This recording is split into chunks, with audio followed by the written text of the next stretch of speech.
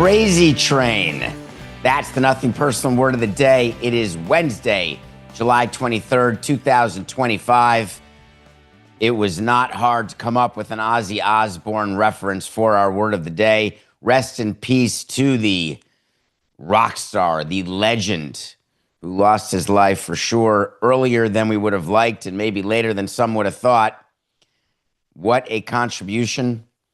When you talk about Crazy Train, you talk about Ozzy, you talk about Parkinson's, you talk about Brett Parker, you talk about the reason that I do the running and the crazy things that I do on my Crazy Train, because anyone dying of Parkinson's is one person too many.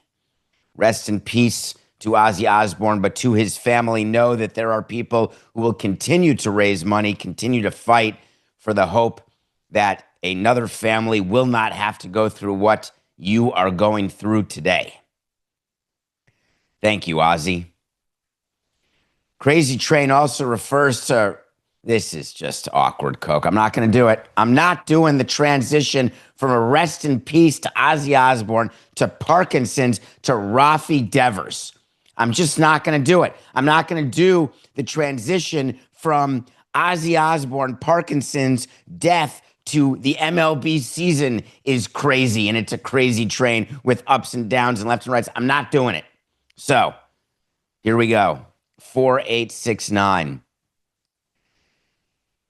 Active. That's the Nothing Personal second word of the day for Wednesday, July 23rd, 2025. Active is the word used by Rafael Devers to describe what he likes to be. When asked, wait a minute, you're in the lineup playing first base for the San Francisco Giants, just like you said you would, you good guy. When you got traded by the Red Sox, you said, hey, I'm a company man. Wherever they want me to play, I'll play. Give me that glove. For those of you who are not remembering, let me refresh your recollection. We could use you to play a little third base. Bregman's hurt. Third base, don't be ridiculous. I'm a DH. Well, Cassis is hurt. Any thought of playing first base, please? Well, no, I just can't. You told me to be ready to DH, so I've been ready. Now you can't ask me to hurry up and pick up a glove. Hey, Poppy, can you help me out here? Poppy said, that's not right. Asking to play. Hold on. Poppy's getting a call from John Henry. Oh, shnikes. Let me do another quote. Poppy, hey, Rafi, what are you doing? I keep texting saying, let me help you. You got to do what's right. You got to pick up a glove. Rafi gets traded to the Giants. Everything's great. And now he's playing first base. And then when asked about it, meanwhile, the Giants with Devers stink. 12-18 since the Devers trade.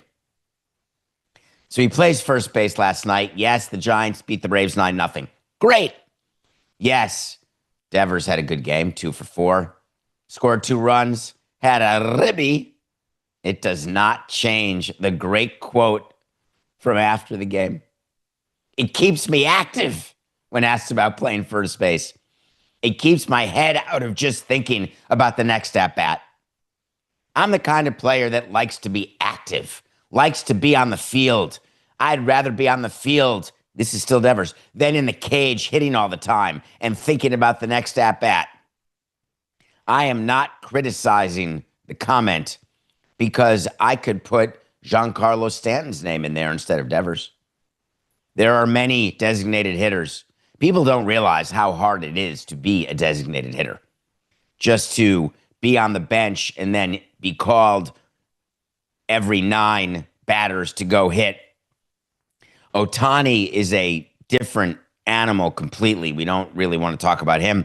We can talk about Cooperstown coming up this weekend, and we can talk about the DHs and Poppy and Edgar Martinez. But in general, it's super hard. So I agree that we always want players to want to play the field if they can play the field. I'm taking umbrage with now talking about it this way because you had an opportunity in Boston to be active. Devers had the opportunity to be the team guy, team first guy.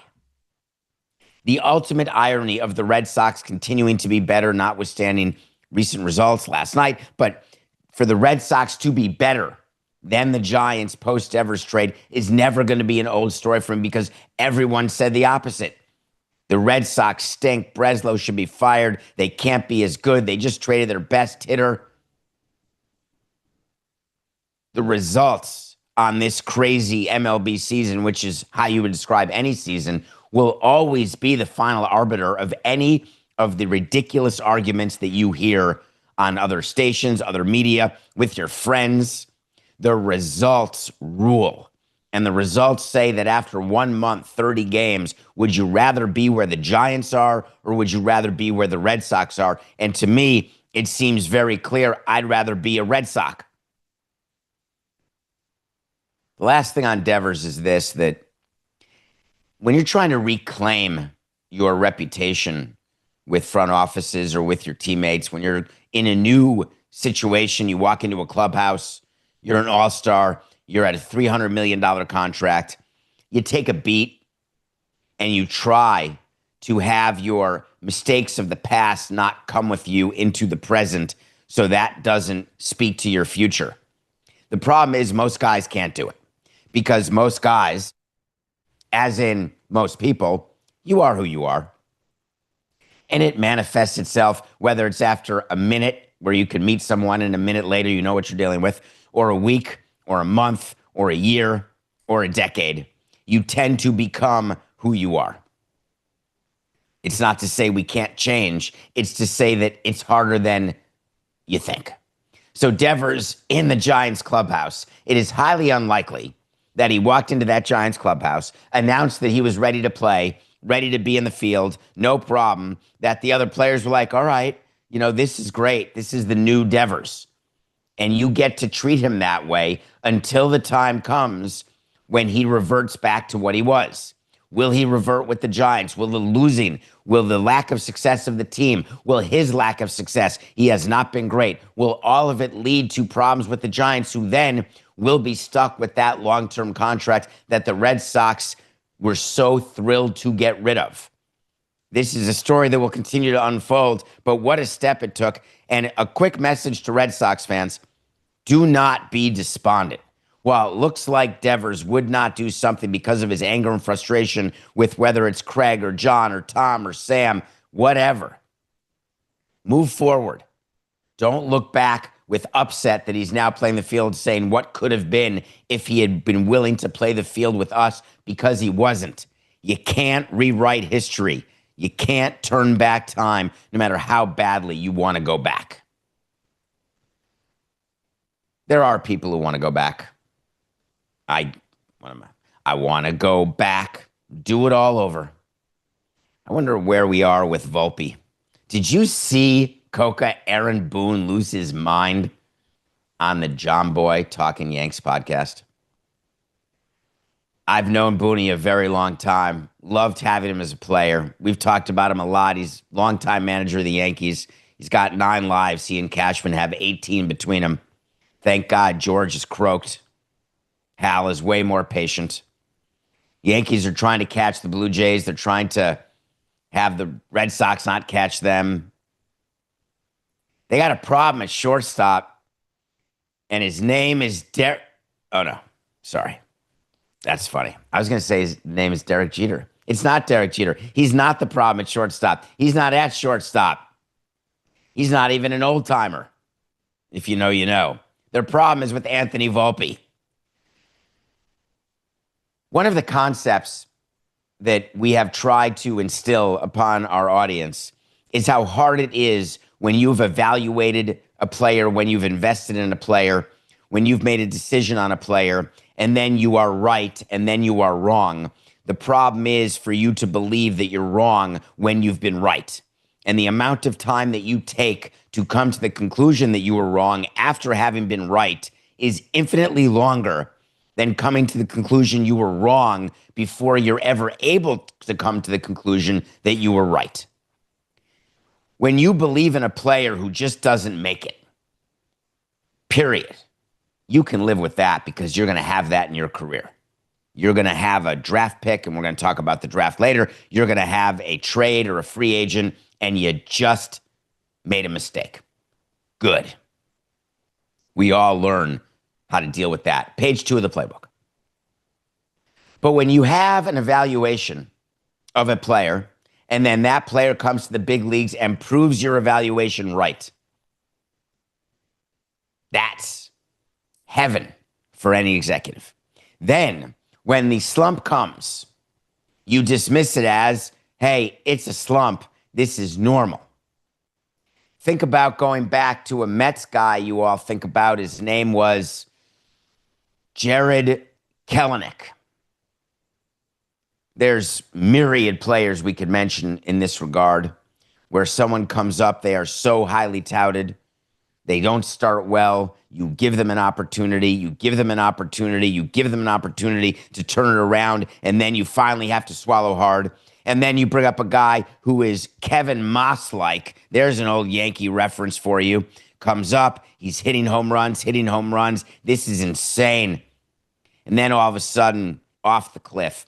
Volpe, you see, is the type, when he was brought up and had success, there was a lot of chest pounding.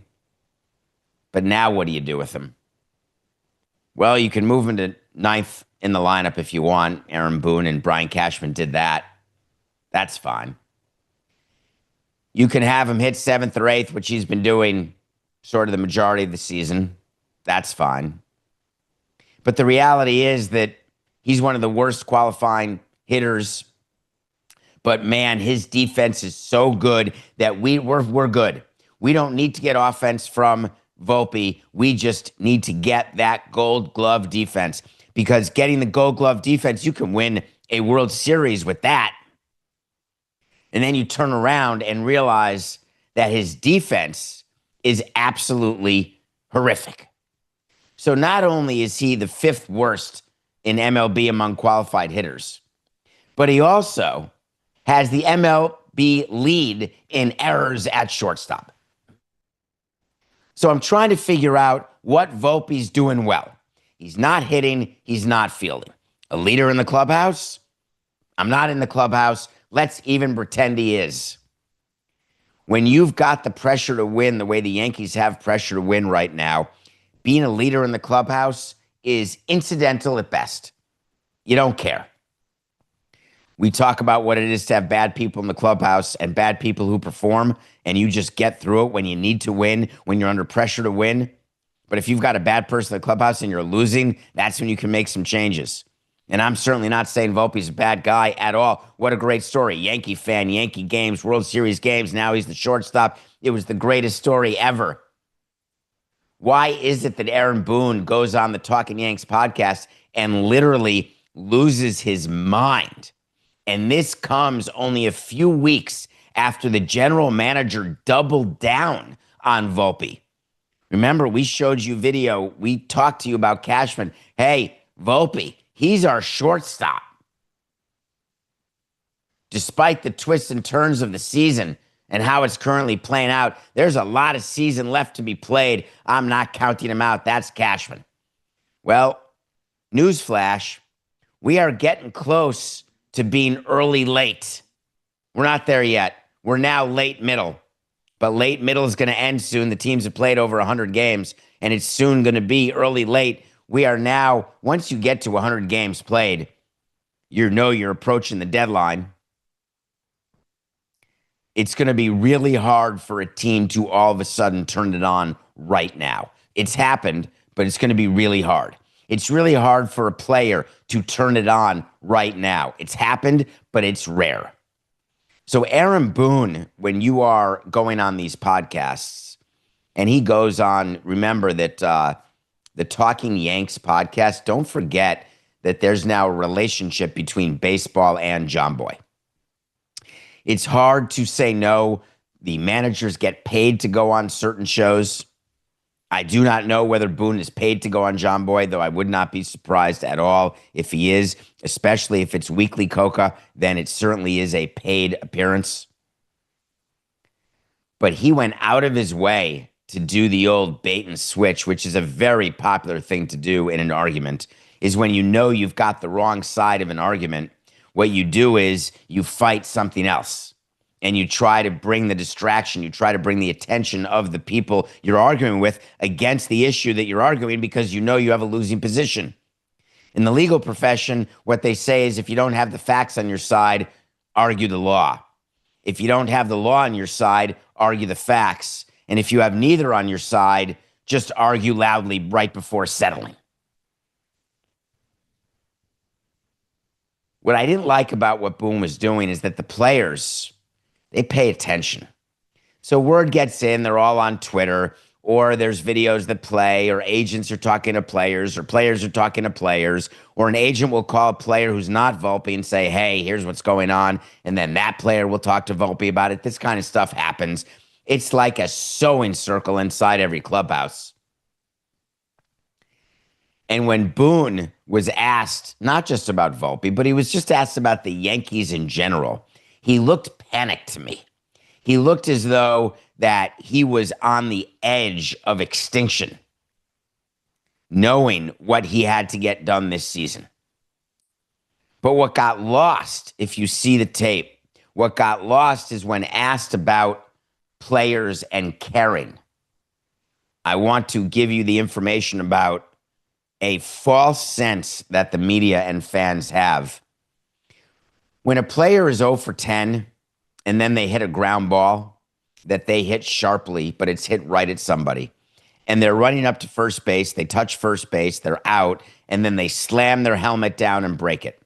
Or when a hitter strikes out and takes the bat like a toothpick and cracks the bat over their thigh, it gets attention. It's fun to watch. It's cool. It looks like the player is invested and caring. Unfortunately, when a player is 0 for 20 and just hits the ball hard and makes an out and then runs back to the dugout, sits down, gloves off, eats the same chicken he eats before every game, does the same routine, and does another 0 for 10, God, it looks like that guy's slow twitching. It looks like that guy doesn't care. Booney got this right. That is completely incorrect. There is no correlation between the public antics that you see on the field with the frustration of a player and whether or not that player cares. When we're looking at young players and deciding whether we want to send them out or veterans, do we want to release them, and we look at a player's behavior on the field, we're measuring it against our view and what we know about that player. Has that player changed? Did that player used to throw his helmet down and now he doesn't throw the helmet down? Did the player never throw the helmet down and now he always throws the helmet down? You have to know the history of the player. You have to live with the player to understand how they're handling the slump. But what fans do is they say, hey, that means they care. The outward pouring, the outward show of emotion means they care. And what Boone was saying is not the case.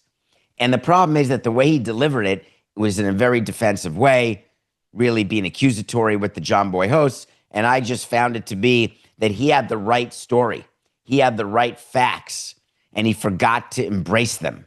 Because if you deliver your argument calmly, if you just say matter-of-factly, listen, it may look like a player cares more when they dive into home plate, or it may look like a player cares more when they break their bat over their thigh. We never even pay attention to that because we got a bunch of players who care a lot who don't do anything that you may see, but we know very much that they're despondent. And by the way, the players who you think care, they're really caring about their contract or they're caring about their personal performance, not the team's performance. All of these things are looked at by a front office. But if you're sending Booney out to do PR right now and you're the Yankees, and they did win last night, but they still, winning the series in Toronto would be great. You'd pick up a game. Losing the series, you lose a game. You want to avoid the sweep, but you really want to sweep to get yourself back on top of the division or at least tied. You are going to see the cauldron boil over the next period of 9 days. The pressure on Brian Cashman to make a trade before the 31st to improve his team is so significant that if I am still in baseball and working with the GM, I am wanting Cashman to pay through the nose. I want to overcharge the Yankees in a way that we'll sit in a room and say, yeah, you think they need bullpen help? Hey, we're Arizona. You think you need corner help? You think you're getting Suarez? Let me tell you, it's going to hurt. I used to love Coca. Side note, Boy, did I love it when we'd be on the phone with another team president or a team GM, and we'd have someone we were trading. We'd say, "Hey, this is going to hurt so badly that you're going to wish that you hadn't called us." Doesn't work every time, but man, it feels good to do it. Holiday, hey, it would be so nice if we took a holiday. Hey, Madonna, 1984, Borderline. That is my. I'm 16 years old watching the Madonna Borderline video, getting the Madonna album, singing Lucky Star, Holiday, Borderline. God, do I miss that moment of my life where everything was in front of me. Yes, I could marry Madonna. Well, there's a new famous Holiday, and his name is Matt, because Matt Holliday has himself some good swimmers. Not only does he have a son named Jackson Holliday, you may remember Jackson Holliday because we mentioned him because he got an $8.19 million bonus from the Orioles back in 2022. Remember him? Remember the guy who's playing for the Orioles, who we expect to be an MVP candidate year in and year out? Well, that's not all. There's another Holliday, and his name is Ethan. He's the bro. He was just drafted by the Rockies, and he looked at Jackson and said, "I got you, buddy. We're not going to let Willits have the record for high school signing bonuses." That Samson said that Willits has the record at 8.2, purposefully beating you by $1. I'm not just going to beat Willits for you, Dad and bro. I'm going to crush him. Ethan Holliday went to the Rockies and said, "Listen, I know that I'm the 4 pick, and I know that my slot is only 8.7, but let me tell you, that is not nearly enough for me. I want $9 million. $9 million. No way." Well, guess what? The Colorado Rockies signed Ethan Holliday for $9 million yesterday. That's the most money ever for a high schooler. Poor Willits held the record as long as the White Sox did, the futility record. Although the Rockies are winning some games recently. I haven't checked. I haven't done the math to see where the Rockies are, but I assume they're still on track to be worse than the White Sox. Poor Willits held the record for like a hot second. Now it's Ethan Holliday. One thing that we didn't look at before the show, Coca, is that just the signing bonuses of his 2 sons, which add up to about $17.2 million. What were Matt Holliday's, and I can check it right now, but we're in the middle of a show and we're live on the Nothing Personal with David Samson YouTube channel. What do you think Matt Holliday career earnings were, if you had a guess? He did well. I mean, he was a great player. $157+ million Matt Holliday made. Now you got Jackson and Ethan, who will be able to surpass that in a way. God, it's really, what a family of baseball players. But I wanted to talk about these bonuses. I hated them. We'd have our scouts come up to us and say, "Hey, we've got a good pick here. We're going to have to give this guy $1 million or $2 million or $3 million.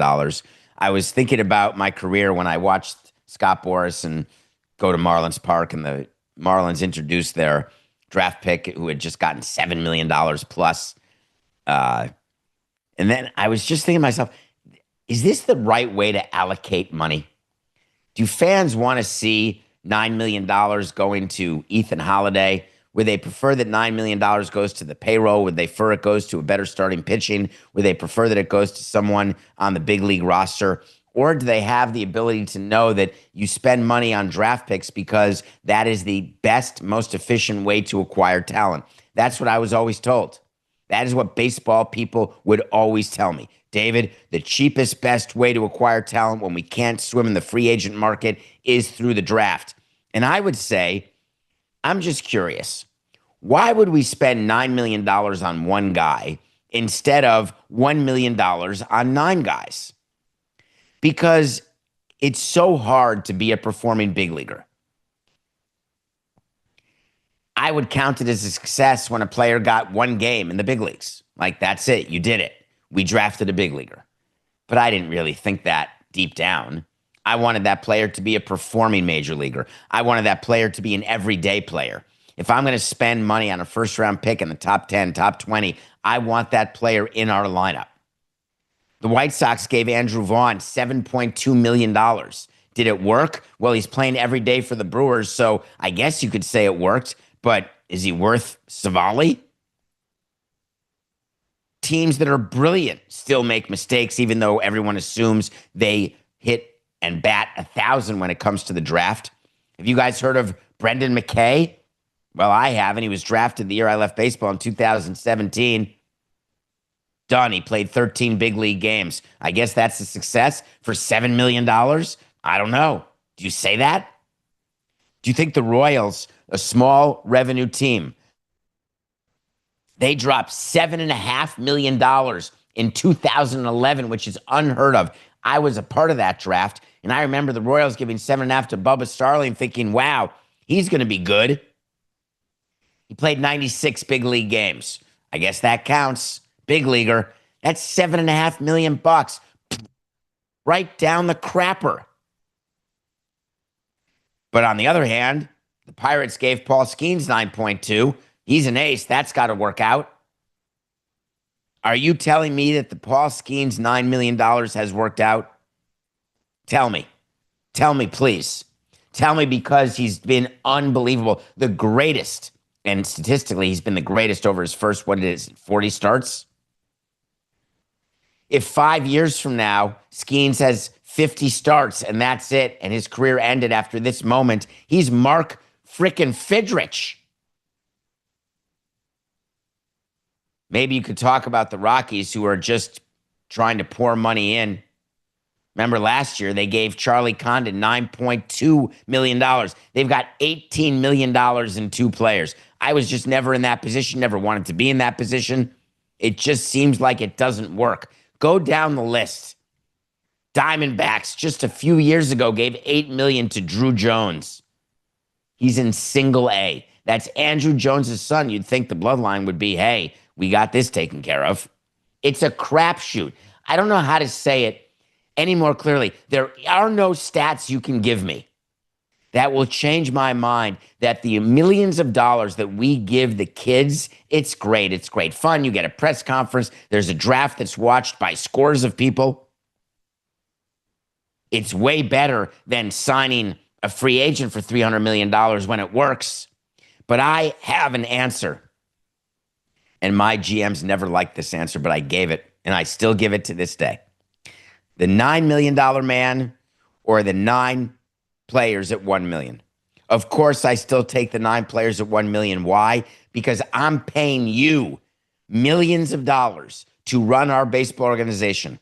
There's tens of millions of dollars in people cost below you, scouts, development, tens of millions of dollars we're spending. Find me guys in the later rounds who are going to be the ones talked about.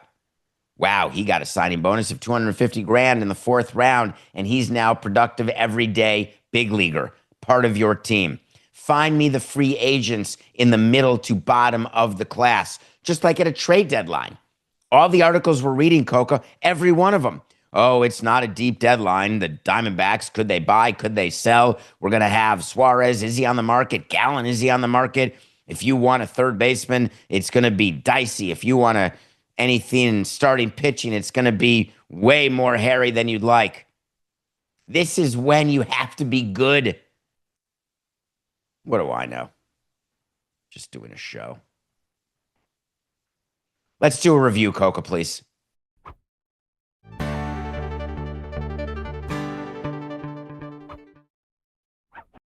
It's time for the review. I watch a movie every day. I love the suggestions. I told you I got this one from St. Louis. I'm reviewing My Mom Jayne. My Mom Jayne is literally about Mariska Hargitay's mom, Jane.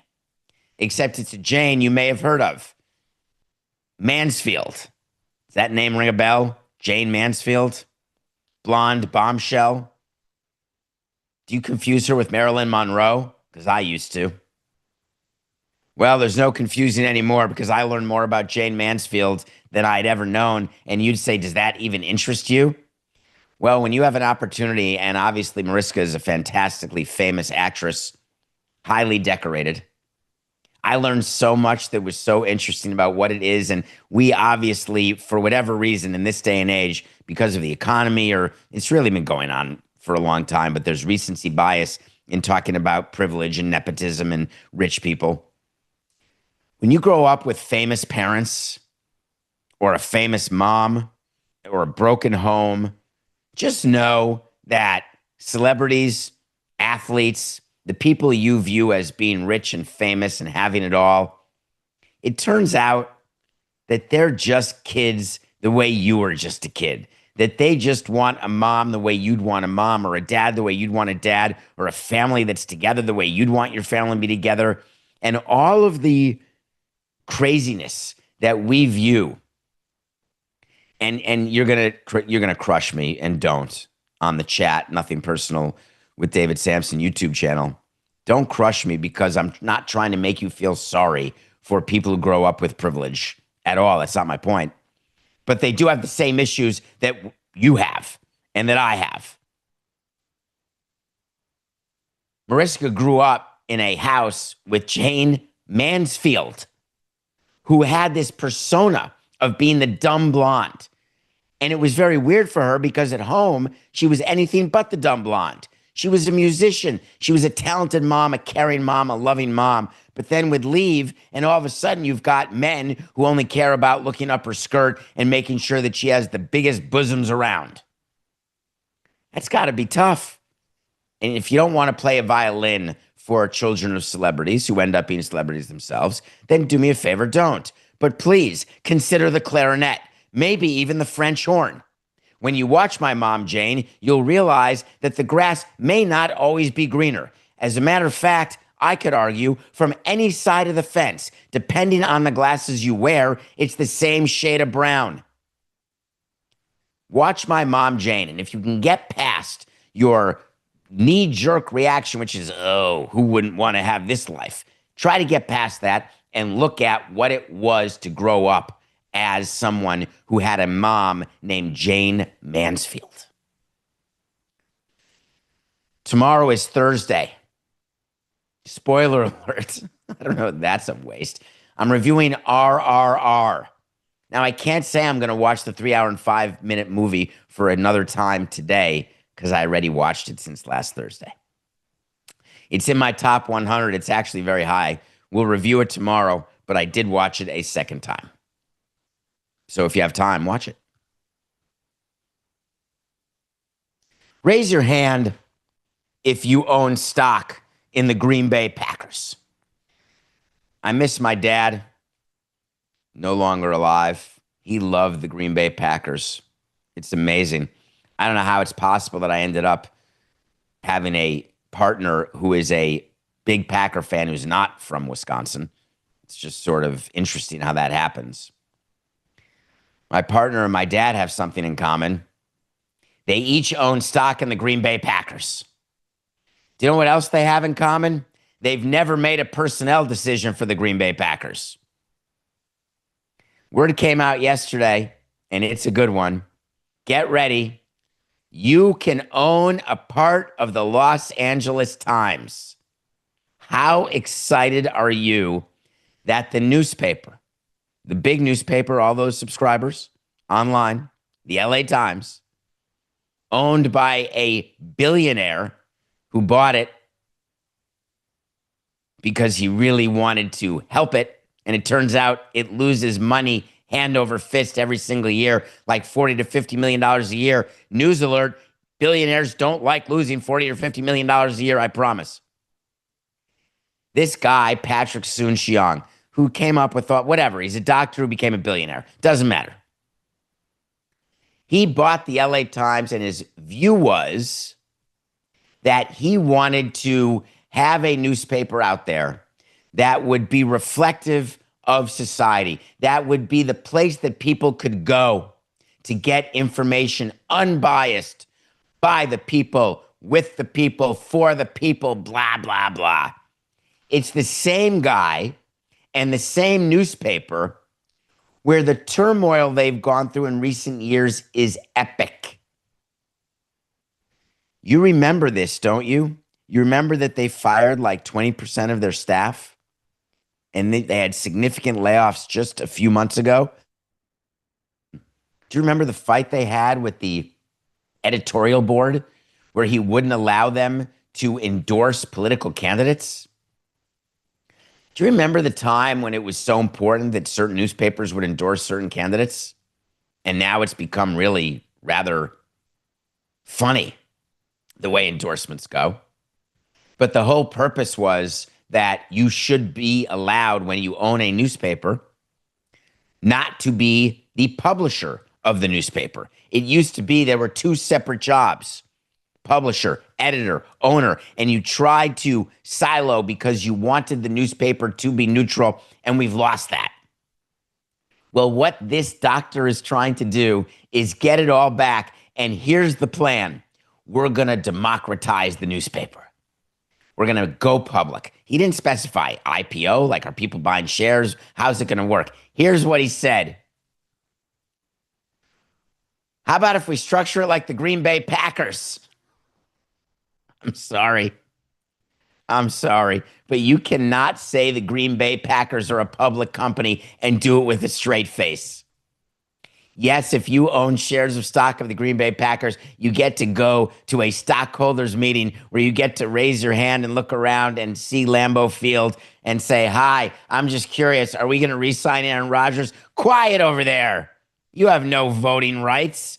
Zip it and take your Green Bay Packers pin in your toque and get out of here. We will send you a piece of paper that says you're a shareholder, frame it, give it away as a Hanukkah gift on night 7, or put it under the Christmas tree, but you have no power. If the LA Times going public and they're trying to convince you that this is somehow going to change journalism, don't believe them. Because as shareholders, you don't have rights to do anything.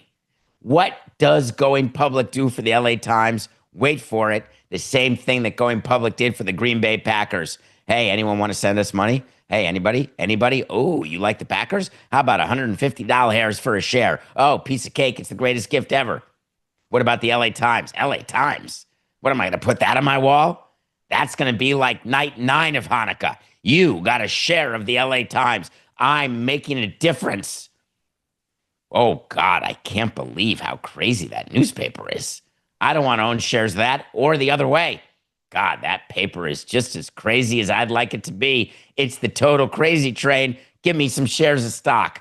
What kind of plan is that? It's the plan trying to raise $40 to $50 million a year so he can keep owning the paper, hope the value of the paper goes up and papers don't disappear completely, which they are, and use your money above the subscription rate. Because in theory, the people who already subscribe online are going to want shares of stock. So it's just a price increase, but hidden in the fact that you may have some sort of public interest, that you may have some sort of public power. I just don't see exactly what you are going to get from it. And when it was announced on The Daily Show, it was planless. Hey, what investment bank did you hire? Oh, they forgot to ask him that question. What's the structure of the offering? Oh, forgot to ask that question. We're not quite ready. Don't quite really know what that is. But please, we want to democratize this newspaper. I'm sorry. Am I cynical? Did I take my cynical hump day pills? I don't mean to be. I just don't like it when people say, oh, I've put so much money into this paper. Like I built a headquarters in El Segundo for like $250 million. And now it loses money every year. I just want more money back. Is that so bad? No, just say it. Hey, man, I'm losing my shirt. We got to spread the risk here. We figured it'd be funny if we just went public and thought if there were some really avid readers who believe in the newspaper the way that Dan believes in the Tiger, that, hey, maybe they'll give us some extra money. I'm in. Tip of the chapeau if that's what it is. Nothing personal pick of the day.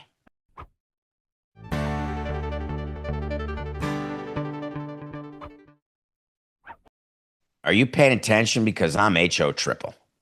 And you certainly pay attention when I'm cold as ice, foreigner. I'm as cold as ice. Nope. We had the Astros over the Diamondbacks. I didn't understand why Valdez was only minus 126 over Rodriguez. And it turns out that I was right to think that. We are 98 and 91. Well, I saw an opportunity tonight to keep it going because we're still down. Even though 98 and 91 for the season, we're down 3.4 units. Every one of our units is $10, and we're down 3.4 units. So we're down $34 for the year, even though we're 7 games above 500. That is not acceptable because it's about the money, not the record. Even though I promised you we'd be above 500, I also promised we'd be plus units this year. That was a full wait to see. So I got to find some plus games out there. And I thought that the Red Sox would be a great opportunity because how are they plus 128 against Luzardo and the Phillies? Now, the Phillies clearly half a game up over the Mets. Luzardo had just a small stretch of bad games, and he's been lights out surrounding that.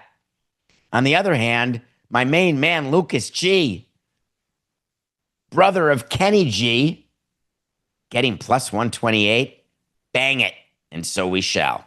Red Sox plus 128 over the Phillies and Luzardo. That is the Nothing Personal pick of the day. Thank you for your corrections. I am not going to shy away from it. Never will. Hey, David, being an umpire and you liking accountability, I wanted to correct your catcher's interference take. On today's show, which may have been yesterday, you stated it's like a balk, automatic base. Man on third, catcher's interference, guess what? Game over. Not true, David. Per the rule book, only the batter is entitled to one base on catcher's interference. The runners only advance if forced. The only way for the runner on third to score is whether he was maybe stealing, maybe a squeeze play, or the bases were loaded. And David, the bases were loaded. That's why the winning run scored. Thank you for that clarification. Thank you for that correction. I said it wrong. Wait to see. Wait to see is when I tell you something's going to happen. If it does, fine. If it doesn't, fine. We told you we'd revisit it. Go back, please, to July 18th. That's a long time ago. It's like 5 days ago. I told you the WNBA All-Star Game will have a smaller audience. Yahtzee, we got that one right. Word came out that the All-Star Game averaged 2.19 million viewers on ABC. Not too shabby, you're saying to yourself, except it's down 36% from last year's WNBA All-Star Game. Now, what Coca will say, it's apples to pears, because last year they played USA versus the world or some such thing. Caitlin Clark was there. Don't bury the lead. Caitlin Clark was there. Without Caitlin Clark, there was no question. The Caitlin Clark effect, it's not fantasy. This is reality. It's not even sometimes a fantasy. And then ESPN did something that just, I love them. I do.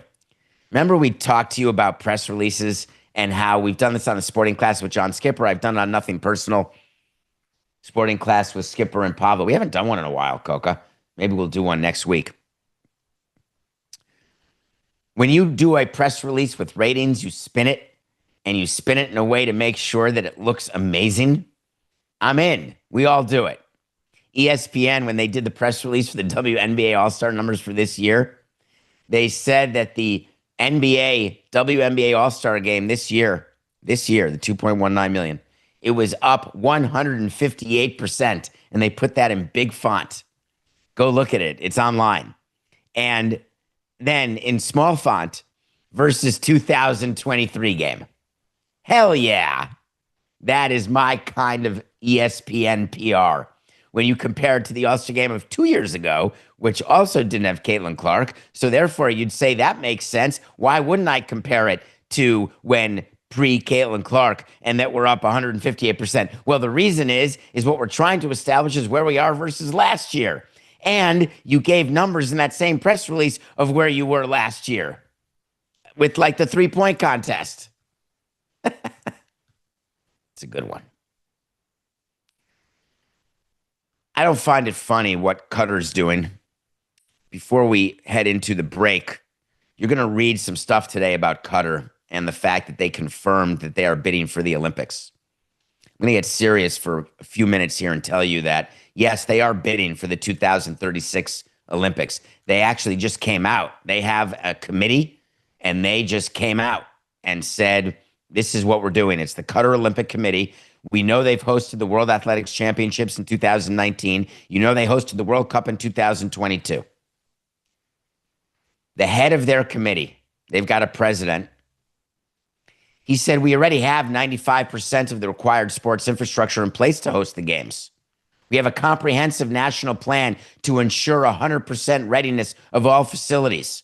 But listen to what Qatar is trying to sell you. Quote, this plan is rooted in a long-term vision aimed at building a socially, economically, and environmentally sustainable legacy. That's funny. This is now David. That's funny because what your legacy is murder, imprisonment, mistreatment of workers. You want to know how many people died building the World Cup facilities because you didn't take care of them, because your safety standards are subpar, and because you absolutely covered up the fact that you had them live like savages? The fact that Qatar wants you to believe that they are doing something for socially sustainable legacy, they're not allowed to do that. Here's how to start a socially sustainable legacy. Stop killing homosexuals. Let's start with that. Is that too much to ask?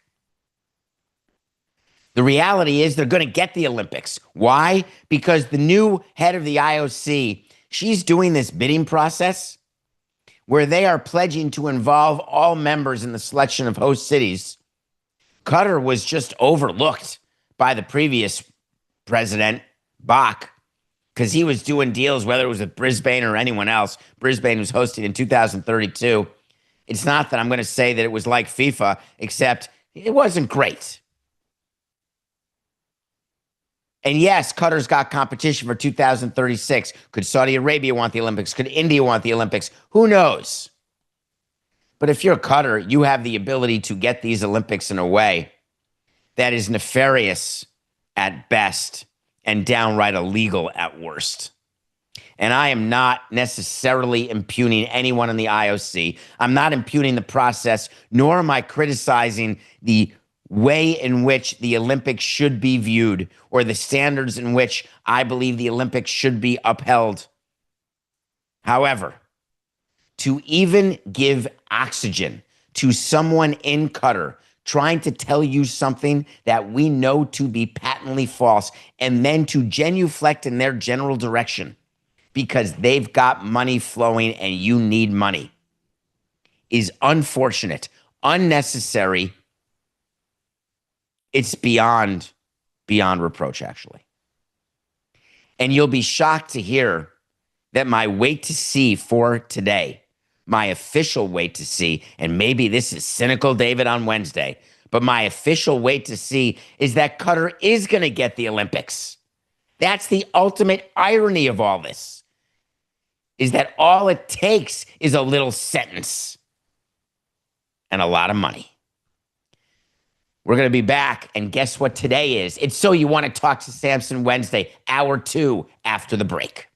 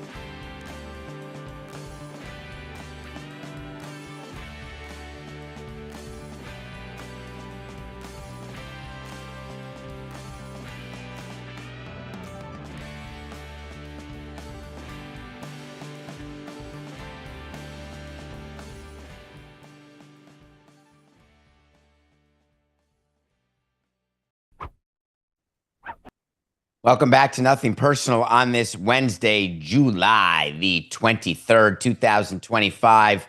Wednesday, that should mean something to you because since the start of June, when we went to 2 hours, Wednesday's second hour is always So You Want to Talk to Samson. So You Want to Talk to Samson. Coca, play it. You know what I want? I want to talk to Samson. For longtime listeners of Nothing Personal, that should just put a smile on your face the way it does to mine. That's from the movie Half Baked for all of the new listeners, and there's so many of you. Thank you for joining us on this unbelievable journey. Go watch the movie Half Baked. Try to be at least 69% baked when you do. Enjoy it. Although if you don't get baked, that's fine. You're still going to laugh at the movie. Half Baked 1, character named Samson. You want to talk? Here I am. Not only can you contact me on Twitter at David P. Samson or X, you can contact me at davidsamsonpodcast.com, send an email with a question. But we started something when we do a full hour of this now every week. We started something. It's a phone number. It's an actual phone number. 631-377-4869. That number again. And don't be shy. Don't be embarrassed. And don't talk for 2.5 minutes. 631-DPS 4869. I want to start this hour with a question that came in at David P. Samson. May have been on the website. This is not a voicemail, Coca. Hi, David. Never miss your show. Neither do I. Thank you. As a lifelong Pirates follower, interesting choice of words where you didn't say fan, and the again recent chants from fans at the stadium to sell the team, I'm curious of the process that will force an owner to sell the team. Can you walk me through that? Are there stipulations in the agreement when you purchase an MLB team? Does it take a majority of the owners to make this happen? Does the commissioner have to initiate the process? Thank you, Tom. Thank you, Tom. Good question. When you buy a major league team, not only are you forming an agreement with the seller of the team, and let's call it an asset purchase agreement, where you are saying, I want to buy X, Y, and Z, and here's how much I'll pay for it. That's one set of agreements. The other set of agreements are what you have with Major League Baseball. And you have to execute both of those agreements simultaneously because you cannot buy a team without signing the agreements with MLB. And signing agreements with MLB, why would you do it if you don't have a team to buy? The agreements with MLB talk about circumstances. It's the rules of engagement. It's the rules of being a franchisee. It's the rules of what the commissioner does, what the commissioner's office is, whether or not you can sue the commissioner, arbitration, where the commissioner is the arbitrator, when you have disputes with the other teams who are other franchises, all sorts of just rules about ownership. Contained in there are a couple of nuggets that people tend to ignore. The first one is you have to have a place to play your games. That is why we tell you that when you have a lease that's running out, or you have a problem with your stadium, or you don't have a first-class stadium that is major league acceptable under major league standards, you actually can lose your franchise. It's never happened. It's never going to happen, but it's in there. You also, when you do an agreement with Major League Baseball, you have clearly stated to you that your franchise can be taken away from you. And it goes through the scenarios under which that could happen. And there are acts of moral turpitude, the usual anything not in the best interests of baseball. Your protection always was that owners don't want to ever take franchises away from anyone because their own franchise can then be taken from them. So they don't want to be responsible for that. The way you see franchises taken away is not from making money. It's not from having a low payroll. It's not from losing year after year after year. Nowhere in any document do you sign anything that says you're going to win. You don't sign a document that says you promise to lose money. You don't sign a document that says you promise to be popular amongst your fan base. It doesn't say you promise not to fire your manager, your GM multiple times. It doesn't say you won't raise ticket prices above a certain price. It doesn't say you won't violate the slots for the amateur draft. It doesn't say you won't go over the luxury tax, or it doesn't require you to stay under it. Nothing in there about any of that. The only scenario that would ever come up where a person is forced to sell, you've seen it in baseball with Marge Schott. You've seen it in basketball with Donald Sterling. You've seen it in football with Daniel Snyder. What do those three have in common other than cigars and dogs and sexism and racism and anti-Semitism? Hold on. Let me think. What else do they have in common? Now, that may not be all three, but certainly one of three, sometimes two of three. Actually, a few of those adjectives are three of three. Nowhere in there is it, God, that team stunk. God, I can't believe you don't spend enough money. How much more pressure can we put on you as a fan base to spend money and to look like you're willing to lose money? Nope. Nowhere to be seen. Tom, I am truly sorry. Once you have a situation where there are a majority of owners, and it's not a majority, it's a super majority. That's the old 23-7 situation in baseball. Just not going to have it when it comes to nutting. So as a lifelong Pirates follower, I would say that you should look at your team, enjoy watching Paul Skeens, and just stand up and as loud and as proud as you can. We are family. We like all my brothers and my sisters and me. We are. God, only 9.2% of you like that. But that was super funny, Coca. Jack, we are family. Pirates, World Series, champions. Forget it. Hey, David, this is Tim from Omaha. Hello, Tim. I remember you mentioned that players have to pay taxes in all the states where they play games. I've been wondering, how is this actually calculated? Do players only owe taxes if they physically play in a game, or is it based on just being present with the team? And how exactly are those taxes determined? Thanks for breaking it down and love the show. Keep up the great work. Thank you, Tim from Omaha. Taxes. It's a nightmare. So I love where your head's at, because can you imagine if you go into a high tax state? Let's say you live in Florida and you play for the Marlins, and you go and play the Yankees in New York 3 times a year, and then you go play the Mets 9 times a year. So you have 12 days in New York. Now, if you have an off day in New York, that still counts as a day in New York. But I'm just going to say 12 days in New York, because it's not based on 162 working days. It's based on the number of days of the year. Some accountants will tell you it's based on the number of days in the championship season. It depends how aggressive you want to be. In order to be as conservative as possible, you would say, I work 365 days a year. I was in New York for 12 days. So I have to pay New York tax. I have to pay state tax, local tax for those 12 days. That would be incredibly, that's conservative. If you do it, hey, it's only 12 days and I only work 162 days, that would be aggressive. But here's the thing. Can you imagine if it were only for people who play? Can you imagine the scenario where a player would say, oh, I need a break, I need a rest. Hey, Murray, take this day away. I didn't get in the game. Hey, Skip, don't pinch hit me. Don't put me in this game. I don't want to play at Chavez Ravine. Too many taxes in LA. Nope. It does not matter at all. What matters is that you are part of the team that's there. You are there in uniform, hurt, out of uniform. Now, I can keep copious track, and I can be rehabbing in Florida an injury, and I can say that those are work days, and that, in fact, this particular year I was on the injured list. I was not with the team. I didn't go to New York. Therefore, I am not counting New York as a place where I earn money. As a matter of fact, I'm adding Florida because I was in Florida extra days doing rehab.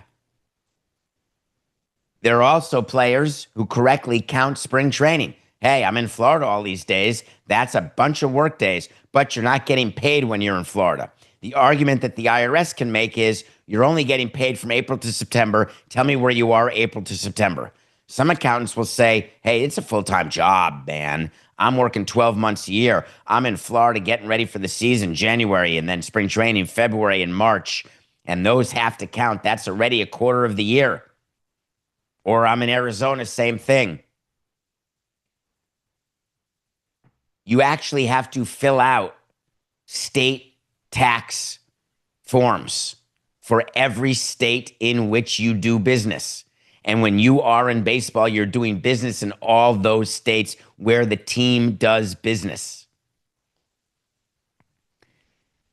The calculation, like anything else, will depend on your accountant and will depend on what you agree to. And it will depend on what the auditors think if you ever get audited. It's a pretty complicated thing. And the reason why it's annoying, actually, is obviously players have all of these tax returns they have to fill out from all these different states. And it does tend to come up during conversations with players. If you are in a no tax state, the difference is, unlike the argument that was just had in hockey, where they thought there was this huge advantage for the Florida Panthers and everybody would want to play for the Panthers because it's no income tax state. The reality is a no tax state, no state tax state. The reality is that what players are doing, and they're looking and measuring their offers, there are players who will calculate the tax. But the truth of the matter is that I've never once had a player who said, I want to be in Miami because of the tax situation. I've had players who say, I want to be in Miami because my family's there. I want to be in Miami because it's closer to the islands where I'm from, Dominican, Venezuela, etc. Because I love the idea of not being able to have to live at spring training. I can live with my family and commute both during the season and during spring training. I've heard all the reasons. The number one reason historically for me has been, oh, you're giving me an extra year and extra dollars. I'll take that. That's the most important thing that I could do. The tax part, it's just part of what players are forced to do, and some executives. I appreciate the question, though. All right, let's go to a voicemail. Coca, what do you got? Good day, David. This is a CCC, a Coca correction from Canada. On your show, you did not say that Pete Alonso would beat Cal Ripken's record. You said it, but then you said the word not. I think Coca forgot all about that and caused you to have to make a wait to see that really wasn't what you said. Have a good day. A Coca correction from Canada? If you don't like alliterations, then please step away from the screen. I would bring Coca on right now, but I'm not going to because it's not Friday. But when we were prepping for the show, and Coca said, did you hear this voicemail? And I said, yes. He said, are you kidding me? Check the document. We have a document on davidsamsonpodcast.com. All you have to do is go to the website and then check out the cool shirt. I don't know why or so you want to talk to Samson has the wrong phone number on it. I think we have to change it so you want to talk to Samson shirts to 631-377-4869. But anyway, in the document, we've got all the wait to sees, all the picks of the day, all the movie reviews, everything we do, the words of the day. It's all there for every single show. It's quite an amazing document, and it's there for you to see because we're totally transparent. In that document, you will see that the wait to see is that Alonso will not break Ripken's record. It's the stupidest wait to see I've done in 5 years of the show. In what number are we up to, Coca? 1,300 shows? Ooh, this is show 1320. Unbelievable. 1,320 regular shows, plus all the ones we did before June 2nd that were not like this. Coca got it right. I'm not doing it, Coca, because I have to be loyal to you. You're with me every day. Now, I love my friends in Canada. Love you, need you, want you. But a Coca correction from Canada? Check the doc. You will find that Coca had it right. Pete Alonso will not break Cal Ripken's record streak of games played. No chance, toilet pants. I do love that you're listening from Canada, though. Absolutely love it. Coca didn't. All right, next voicemail, Coca. Hello, David. Jeff calling again from Vietnam. Hey, my question today is about Mookie Betts. How come nobody is talking about his condition at the start of the season when he was missing time for getting that virus or whatever he got in Japan, and he's just never been the same. He lost like 16 or 17 pounds, and, you know, it takes a while for a little guy like that to gain it back, and he's just not had a good season, you know, from then. And I'm just questioning why nobody even brings it up. I'll hang up and listen. Thanks. Well, first of all, how humbling is that to get a voicemail from Vietnam? For all of you listening overseas, and we do get a list of every country, and it is staggering. There are people on every continent except Antarctica, and I don't understand why we are not in any way attractive to the Novo substation in Antarctica, but maybe the Russians aren't allowed to listen to us. But we do love all of our audience around the world. Thank you. Let's talk about Mookie Betts, because you're right. His OPS is down 200 points. It's lower this season than last season. But you know that also he's down 300 points since 2023. Mookie Betts has been asked to do a lot as a member of the Dodgers, played a lot of extra games, signed that big deal with the Dodgers, switched positions, gone back and forth from Gold Glove right field to infield, back to outfield, back to infield. And he's also not a spring chicken anymore. The reason why no one talks about the injury, and you bring up a really interesting point to me. The interesting point is that when a player has an early season injury and then comes back, but has been playing for 100 games, it's really hard to excuse that sample size and to pin it to any particular thing. What players do and what staff does is we will internally say, hey, has he tweaked something? Is his stance different? Is his swing plane different? Is there something going on off the field? We'll examine things with a sports psychologist all the way to our training staff, all the way back to the people who were scouting the player when they were young. We'll bring everyone in an effort to try to diagnose a change in performance. When you have a superstar who has a change in performance, you actually tend to do less of that. You spend money and you allocate resources on the changes of performance, the likes of which we talked about earlier in the show, in the first hour. When you've made an evaluation on a young player, or you've brought in somebody where you had a certain view of that somebody, and that has not turned out to be the case, you try to do an analysis of what happened.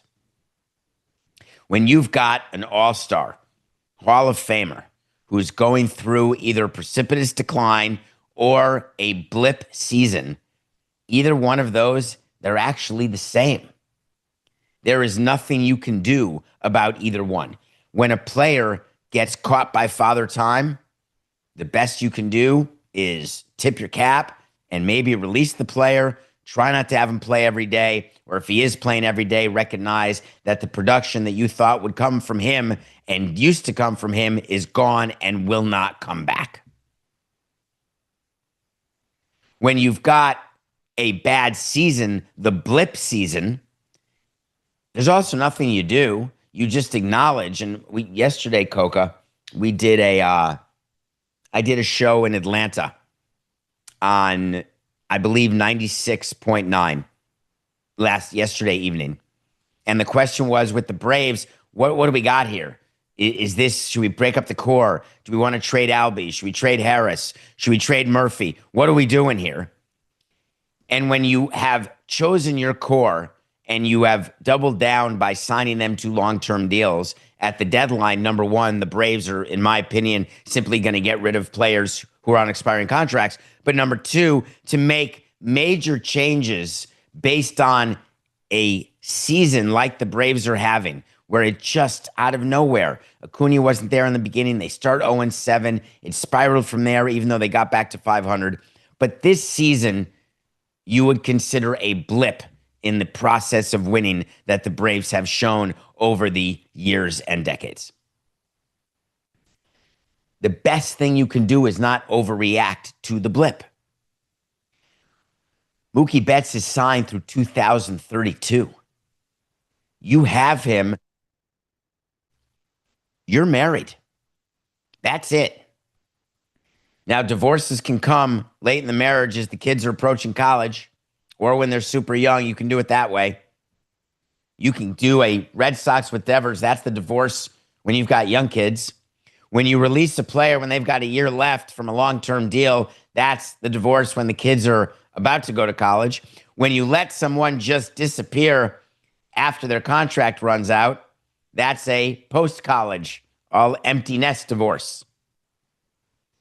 Not one is better than the other.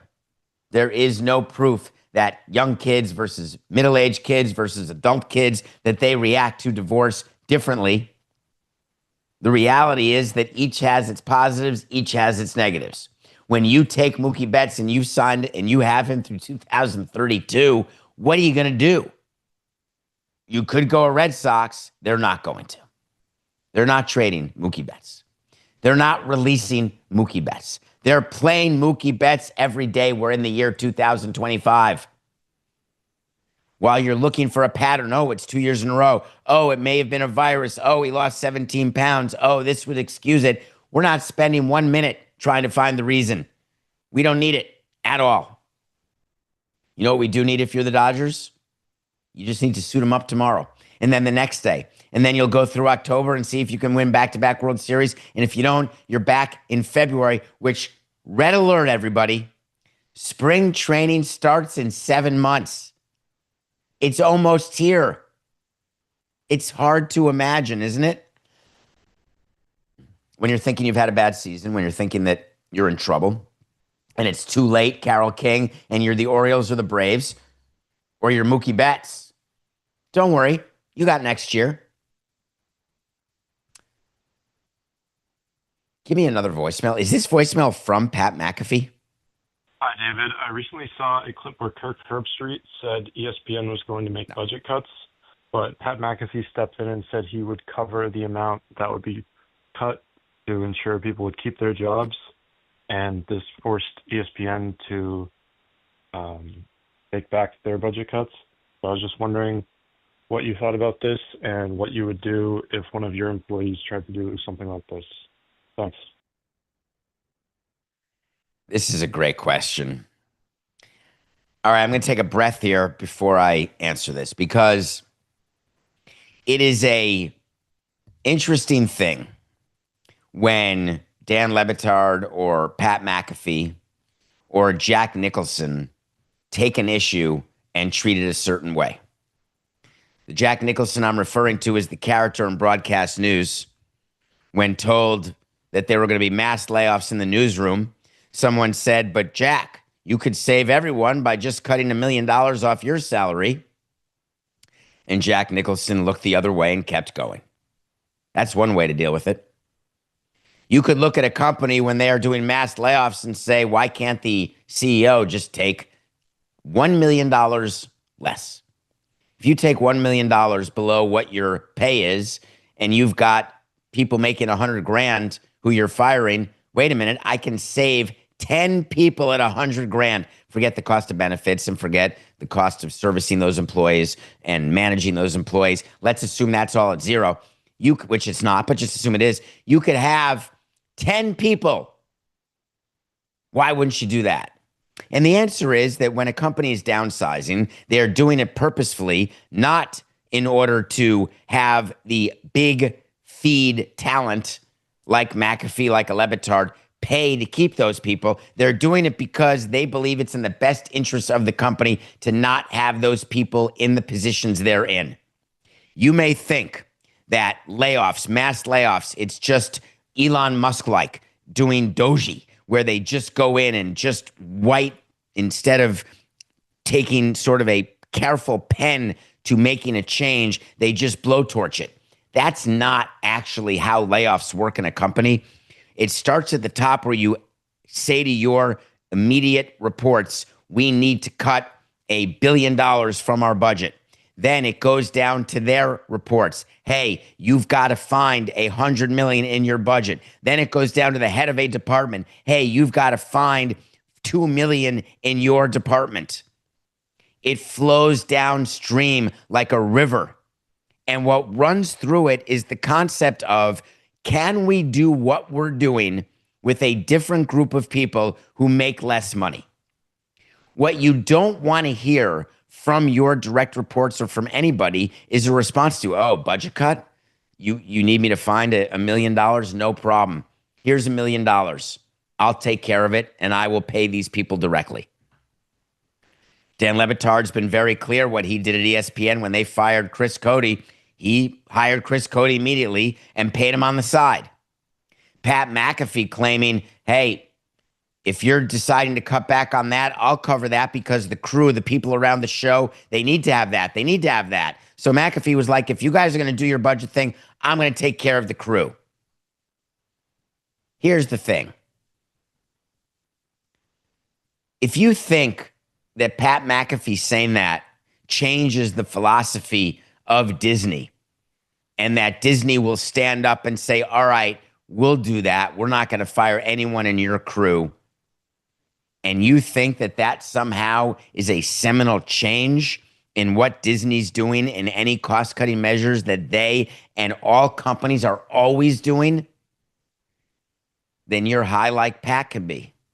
And I don't mean on drugs. I just mean in general, on life. Because if you don't fire X in Y's department, you're going to fire B in C's department. You can bet your sweet bipsters that you are going to get to the number that your superior and their boss needs to get to. Through hell or high water, it does not matter. And the funny thing about being the CEO or the president of a company is that you will get a list back.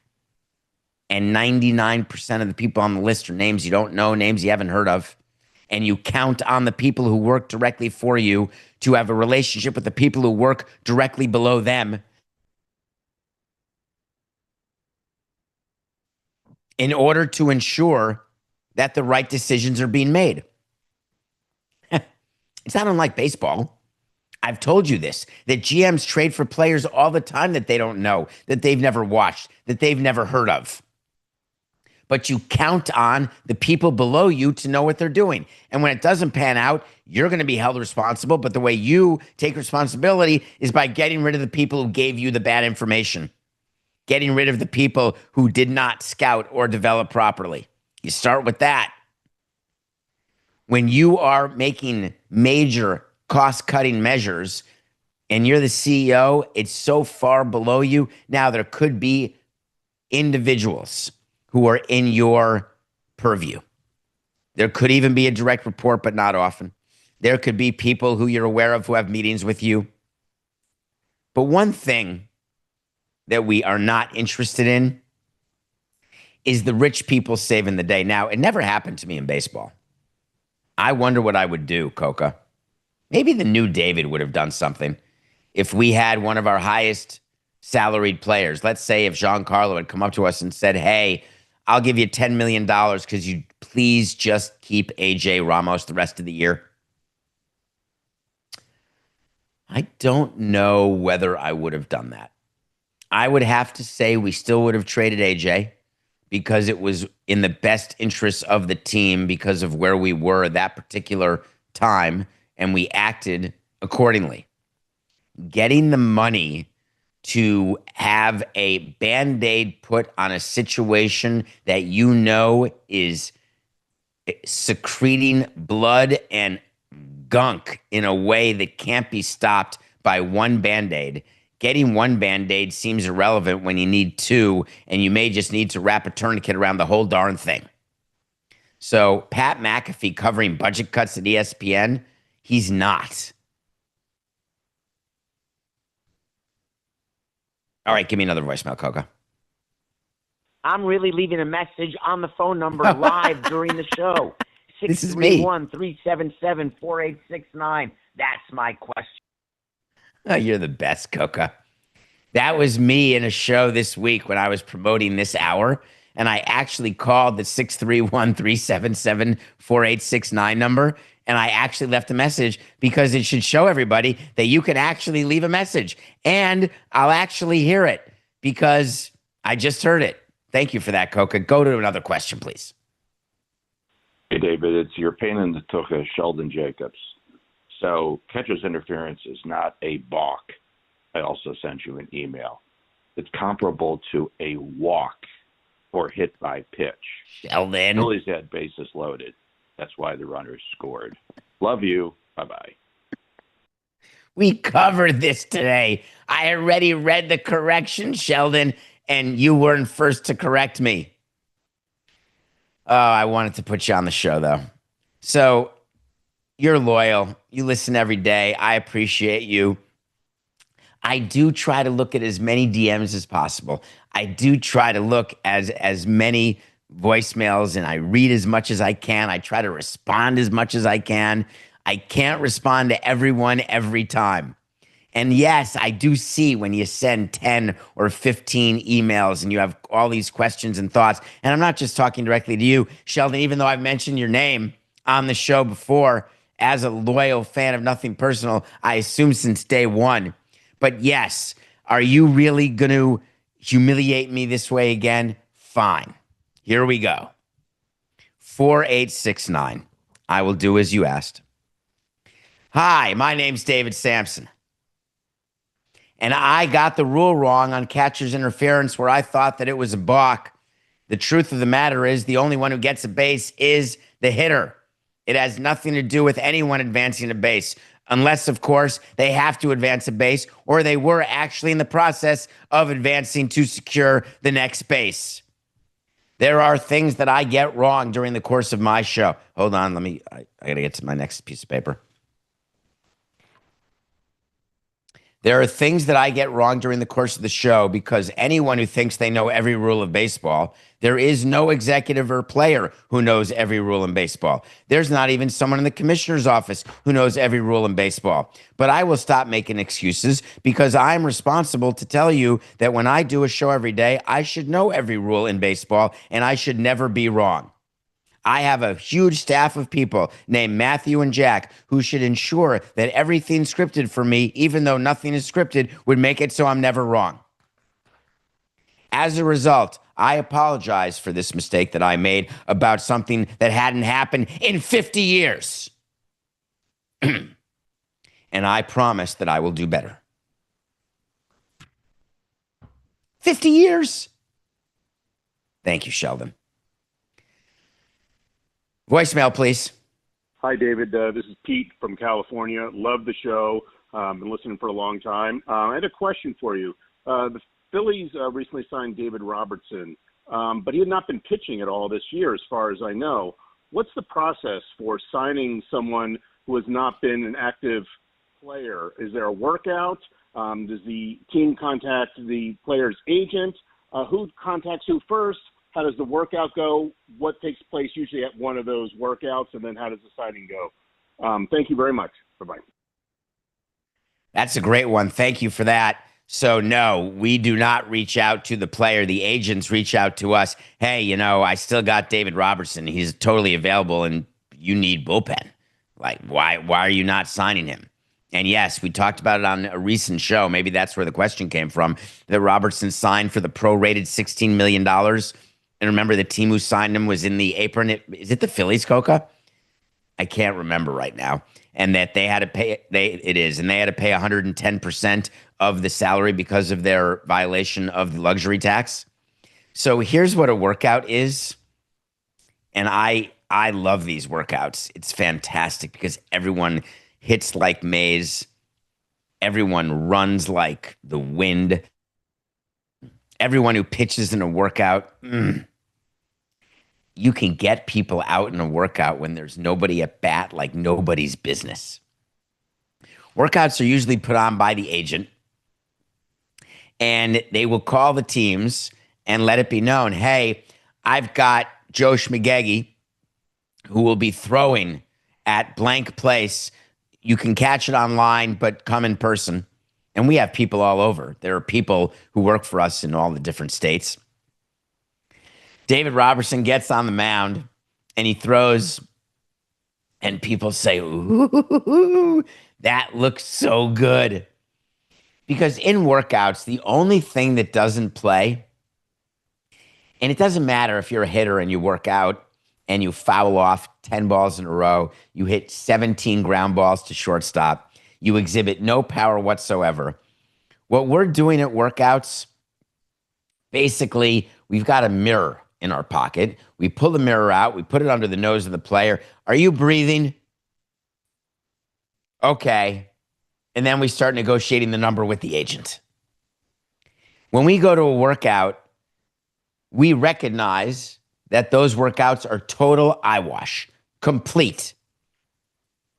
If, of course, a pitcher has asked people to come watch him pitch and he's thumbing it up there at 63 miles an hour, we're going to leave disappointed. When someone throws at 88 or 94 or 96, imagine Rich Hill's workout. We're ready to roll here. Rich Hill pitched at 45 years old for the Royals last night, if you didn't see that. It's not really a big thing. So the negotiation happens, and the leverage to me is always with the team, and to the player, it's always with the player. Because what the player says after a workout, and the reason they have it is they want all the teams to see all the teams who are interested in the player. I never subscribed to that because it never mattered to me. We drafted a player. This is actually Jose Fernandez. We rarely saw him toward the end before we drafted him because we didn't want anyone to know what we were doing because of the small sewing circle that is baseball, not just GMs or presidents, but it goes all the way down to bird dog scouts, area scouts. Hey, who do you got? Who you looking at? Where are you? So we like doing the bait and switch. So there's plenty of times we've signed guys and we didn't even show up to the workout because we didn't care. Other times we got someone in the area, we'll do you a solid because the agents will call you and say, please, will you come watch my player work out? Because the agents want to say to the player, look at this. What more can I do for you? I had you throw at Schmagegi School and look at the 20 John Cocktostons who came by to watch. I'm your man. Give me 5%. So when agents call and ask for the favor, we know there's no quid pro quo. We know that we're not going to get a discount on his next player. So we'll say yes sometimes. We'll say no sometimes. We don't ask the agents for favors. Hey, could you do me a favor and please have your guy throw for us? The agent would say pound sand. Hey, could you do us a favor and have your player get a physical? The agent would say no chance, toilet pants. Hey, would you just do us a favor? Will you give us a final when you're taking your player out to other teams? Will you come back to me, please? Let me know what you got, and please tell the truth this time. No problem, David. Happy to do it. Never. If they do come back, they come back lying. So David Robertson's workout, that's not why the Phillies signed him. Can you imagine how great it would be if that's how it did work, actually? The Phillies show up at a workout and say, oh, my God, it didn't even occur to me to sign David Robertson. This is incredible. We'll take him. It really, really does not happen that way. But it is cool that he did the workout. It is cool that he's back. The process is you negotiate like any other negotiation. He's a free agent. So it's the same thing. Whether there's a guy who's been playing every day and is getting $30 million a year, whether it's a guy who's been out of the big leagues for 5 years, whether it's a guy who's been out of the big leagues for 1 year, when you do not have an organization in the system and you are a declared free agent, which means you are free to sign with any of the teams. The reason why you can't go after certain players if they're on a team's restricted list or they're on a team's retired list, they are the property of that particular team.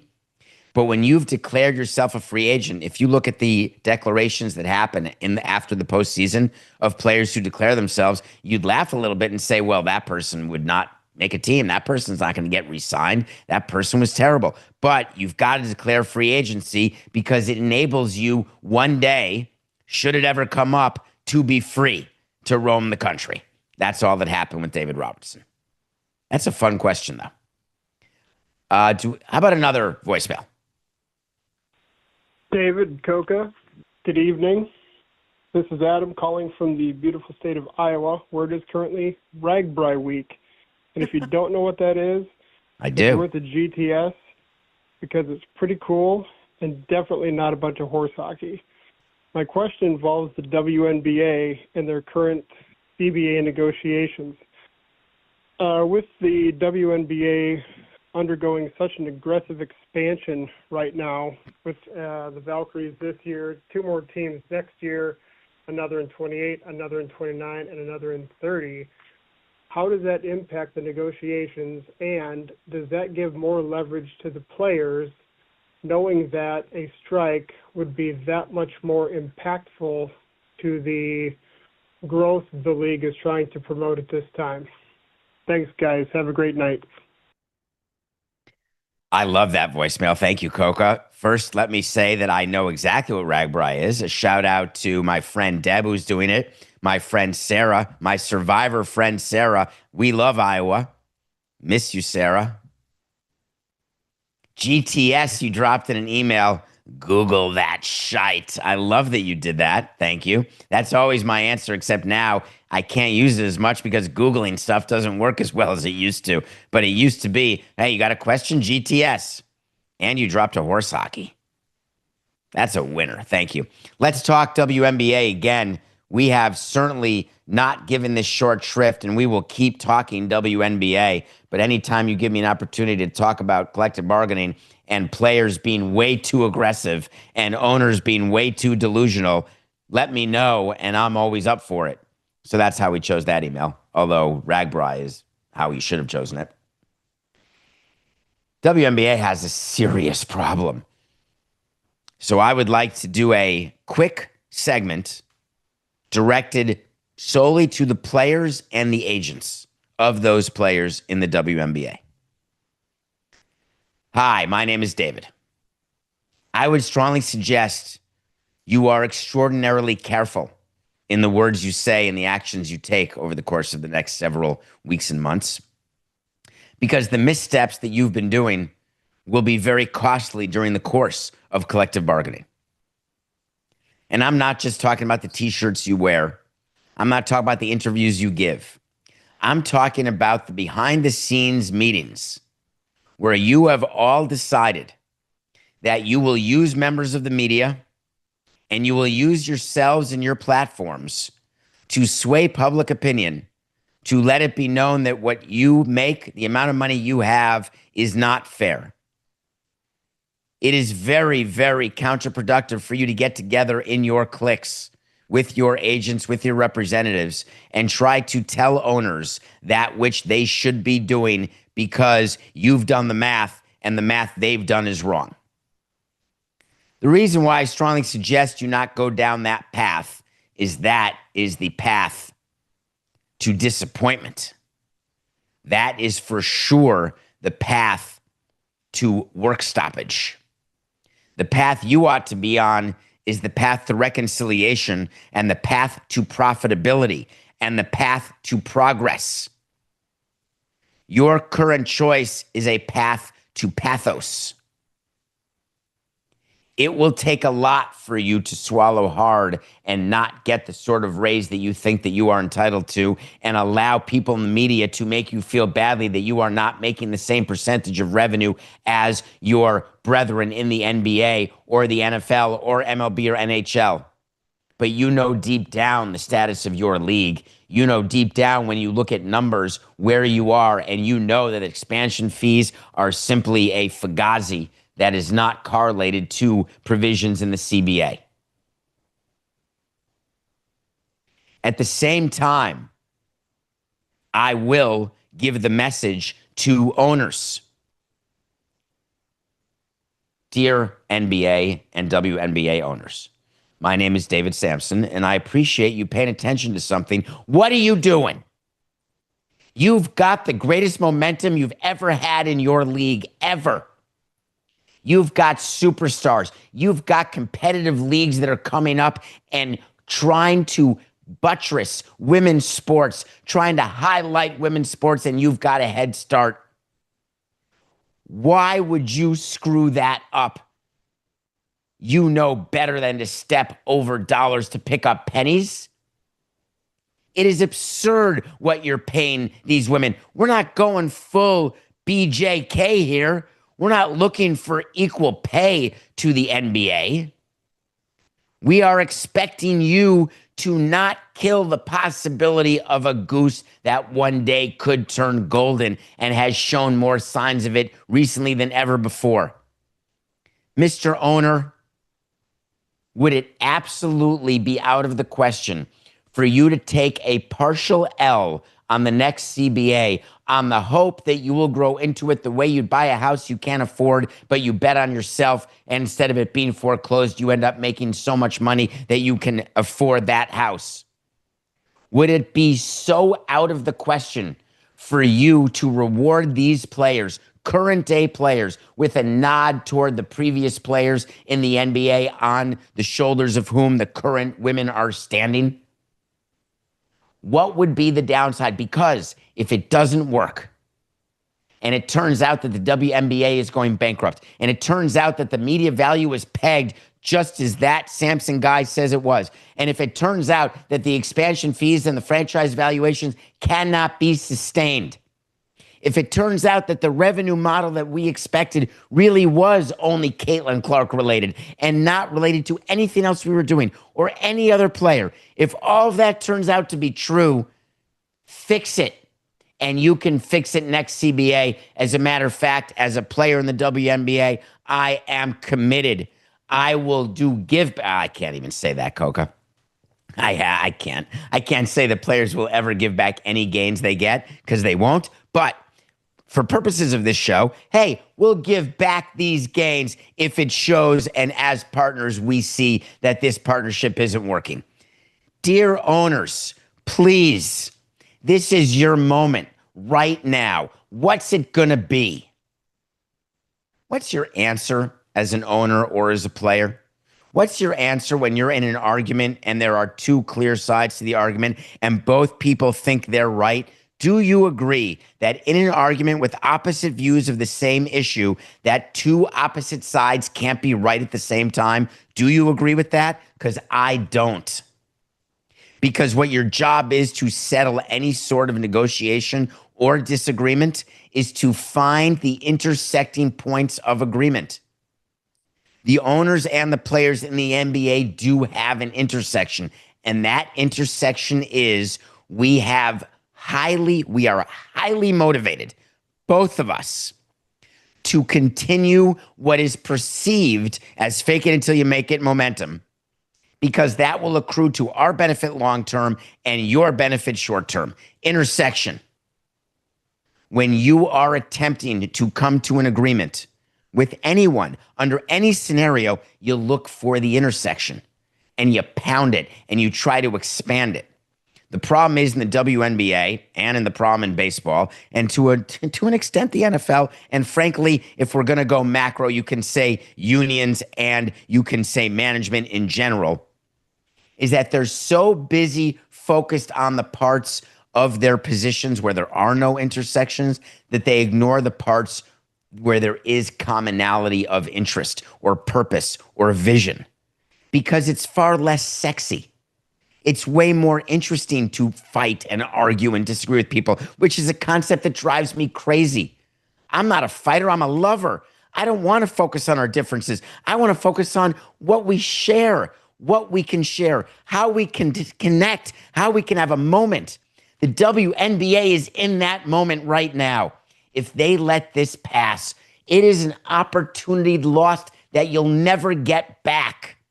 You've got to take this momentum and run with it. Then stand up, hold hands, announce an agreement, and just say, hey, it's just business.